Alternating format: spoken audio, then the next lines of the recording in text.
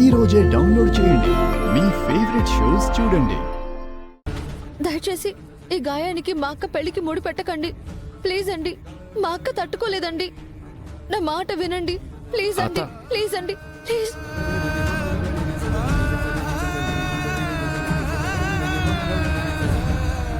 నా మాట వినండి. ఈ ఒక్కసారికి క్షమించండి. ప్లీజ్ అండి, ప్లీజ్ అండి. లేమ్మా, లే. ఏమైంది? ఈ సంబంధం మనకొద్దన్నయ్యా. ఈ పెండ్లికి నేను ఒప్పుకోను.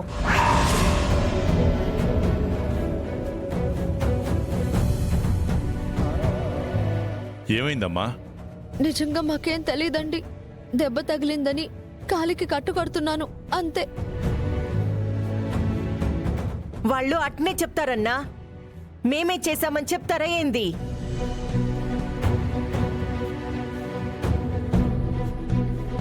చాలన్నా, చాలు. ఇంక నీ మంచితనం చాలు. వాళ్ళ పద్ధతి ఏందో ఎట్టంటోళ్ళో తెలిసిపోయి ఉండదు కదా. ఇంకా ఈ నిశ్చితార్థం ఎందుకు, పెండ్లెందుకు? రేయ్, నువ్వు ఊరుకోరా. పోదాం పదండి.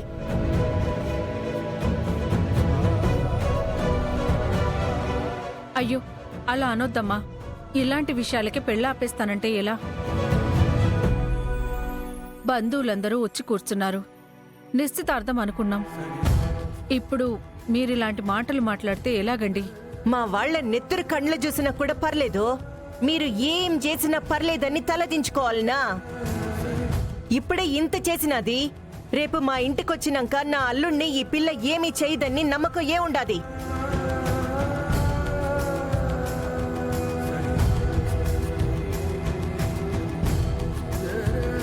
వద్దు, వద్దండి. మీరు వద్దు, మీ సంబంధము వద్దు. బుద్ధి తక్కువయ్యి మా అన్న ఒప్పుకున్నాడు మీ సంబంధము. దయచేసి ఈ విషయానికి మా అక్క పెళ్లికి ముడి పెట్టకండి. తను బాధపడుతుందండి.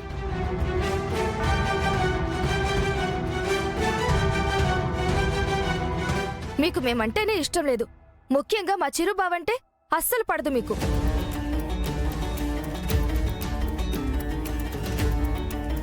అవును, వాడంటే పడదు కాబట్టే ఇదిగో ఇలాంటి పని చేశారు. ఇంకా ఎవరెవరి మీద ఎంతెంత కోపాలున్నాయో రేపు ఆ పగ మొత్తం తీర్చుకోరని నమ్మకమే ఉంది బావగారు. ఈ పెళ్లి జరగడానికి మాత్రం వీల్లేదు. మొదటి నుంచి వదిన చెప్తూనే ఉంది ఈ సంబంధం మనకొద్దని. చూడండి, నాకు తెలిసినంత వరకు దుర్గా అలా చేసే అమ్మాయి కాదు. అలా చేసేదే అయితే నాతో పెళ్లికెందుకు ఒప్పుకుంటుంది? నోరు మూస్తావా? ఊరికే వెనకేసుకొస్తున్నావు ఆ పిల్లని. అసలు ఇదంతా ఎందుకు? అసలు ఏం జరిగిందో తెలియకుండా ఎవరిష్టానికి వాళ్ళు మాట్లాడుతున్నారు. రే, ఏం జరిగింది? నీ కాలిగా గాజు పెంకులు ఎలా గుచ్చుకున్నాయి? అత్తయ్య అన్నట్టు మీ వదినే ఆ గాజు పెంకులు పగలగొట్టిందా?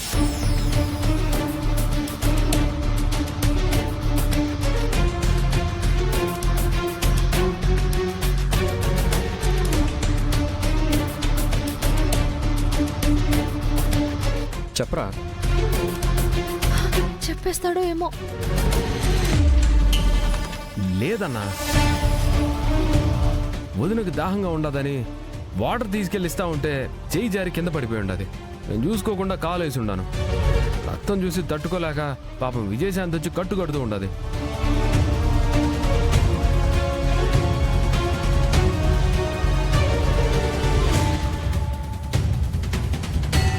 విన్నావా? విన్నావా?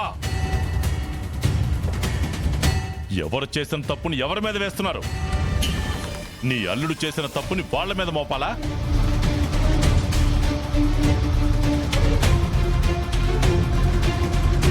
అసలు వీడనేవాడు ఈ పెళ్లిలోనే ఉండొద్దంటే మీరే కదా తీసుకొచ్చింది. రేయ్, ఇప్పటి వరకు నీ వల్ల జరిగిన గొడవలు చాలవా? చివరికి నీ అన్న పెళ్లికి కూడా అడ్డుపడుతున్నావా? ఏం మనిషివరా నువ్వు?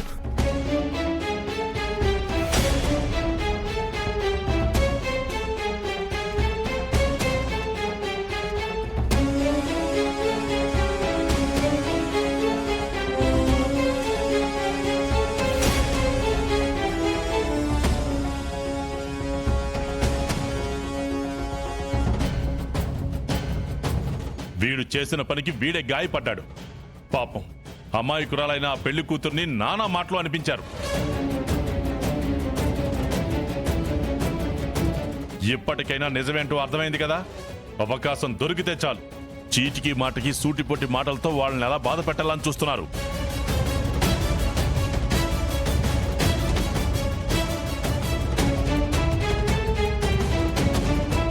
మీరు 10 మందిలో గొడవ చేయడం వల్ల వాళ్ళు ఎంత బాధపడతారో తెలియదు కానీ ముందు మన పరువు పోతుంది. అది అర్థమవుతుందా?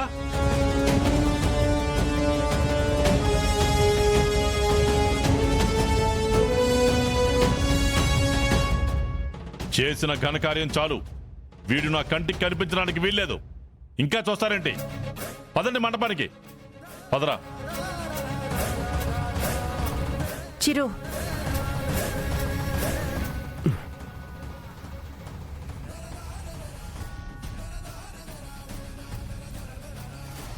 ఏయ్, మీరేమనుకుంటుండారేమో, నేను మా అన్నంత మంచిదాన్నైతే కాదు. మీ మనసులో ఎంత విషముండాదో ఇదంతా ఎవరు చేసినారో మా అన్నకైతే అర్థం కాకపోవచ్చును, నాకైతే బాగా అర్థమవుతుండాది. వాడి అన్న పెండ్లి యాడ ఆగిపోతాదో అని మా చిరు మీరు చేసిన తప్పుని వాడి మీద వేసుకున్నాడు. వాడుదా గాజు పగలగొట్టి వాడెందుకు కాలు వేస్తాడో? మేం మరీ అంత అమాయకంగా కనిపిస్తుండామా? చూస్తుండాను మా అన్నని బాగానే మాయ చేస్తున్నారు. మీ మాయ ఎంతకాలం సాగుతుందో నేను చూస్తాను.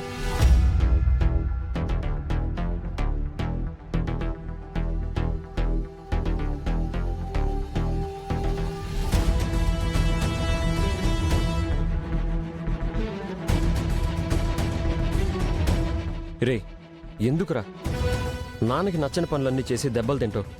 అనవసరంగా ఎంత గొడవైందో చూసావా? అన్నా, ఆయన తిట్టడం కొట్టడం నాకు మామూలే కదా. కొత్తగా జరిగినట్టు ఫీల్ అయిపోతుండవే. పెళ్లి కొడుకువి, ఏం మనసులో పెట్టుకోమాక. సరే పద. పద పద. పద. అక్క, ఏంటి నిజం చెప్పక్క. గ్లాస్ అనుకోకుండా పగిలిందా? పగలగొడితే పగిలిందా? పగలగొట్టడం ఏంటి? పొరపాటున పగిలింది. అలా అని మమ్మల్ని అనుకోమంటావా? నా దగ్గర నువ్వేమీ దాచాల్సిన అవసరం లేదక్క. నిజం చెప్పు, నువ్వు మనస్ఫూర్తిగా పెళ్లి చేసుకుంటున్నావా, లేదంటే ఇష్టం లేకుండా వేరే కారణంతో పెళ్లి చేసుకుంటున్నావా? ఇష్టం లేదని నేను చెప్పానా? పరిస్థితులు చూస్తుంటే అలాగే అనిపిస్తుందక్క. నిజంగా నీకు ఇష్టం లేదంటే కృష్ణరాజు గారి కాళ్ళు పట్టుకునేనా ఈ పెళ్లి ఆపేస్తాను.